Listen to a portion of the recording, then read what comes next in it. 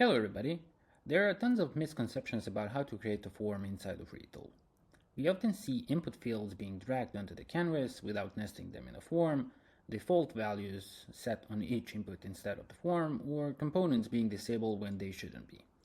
In this video, I'm going to show you how to build a form to update or create records correctly in Retool. On the canvas, we have a table of customers. You can see we have Edit button all the way to the right and Add New Customer button on top. Clicking the Edit button opens up a drawer and it sets the form's data source to its current source row. Here we have the form nested inside of the drawer. What are forms? Forms in Retool are containers that own their inputs. You can drop fields or auto-generate them from a table or database schema, and you get layout control, validation, and a clean submit or reset cycle. When I clicked Edit button, we've set the form's data source to the selected row, so every input inherited its default value automatically. Checking the form state, you can see properties like form data, initial data, and all other properties that you can reference. You're probably wondering how inputs receive values. Each input has its own form data key that matches the column. Example, username, role, website, bio, etc. Defaults come from the form's data source and not from the per input default value. Validation rules live on the inputs themselves. If a required field is empty and you try to submit, Retool shows a validation message and blocks submission. Because validation blocks the invalid submits, there is no need for us to disable the whole form for missing values. Instead, we disable the submit when the query to create or update the record is running to prevent double submits. You'll notice there's two event handlers, one for creating and one for updating. We conditionally choose which one to run based on the form's initial data.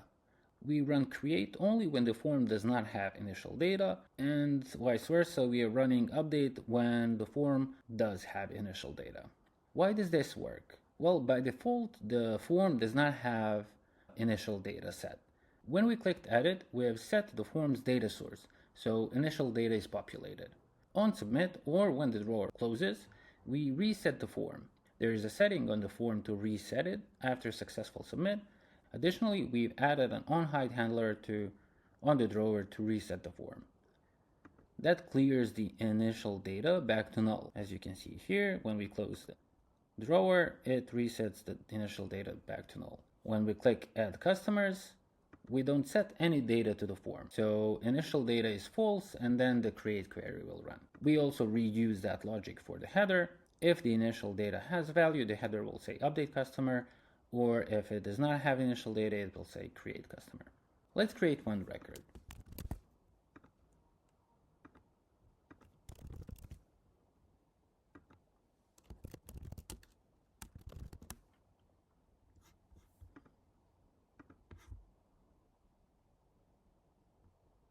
Here we have the record cleanly created.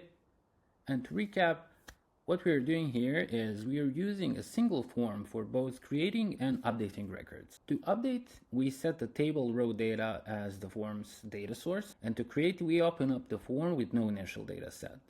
The form handles validation for us. We prevent double submits by disabling the submit while the query is fetching, and on submit, we rely on the form's initial data to run the correct query. And because every field flows into the form's data, the payload is one clean object. There's no manual wiring. Then we reset and close the drawer for a clean flow. Thank you for watching.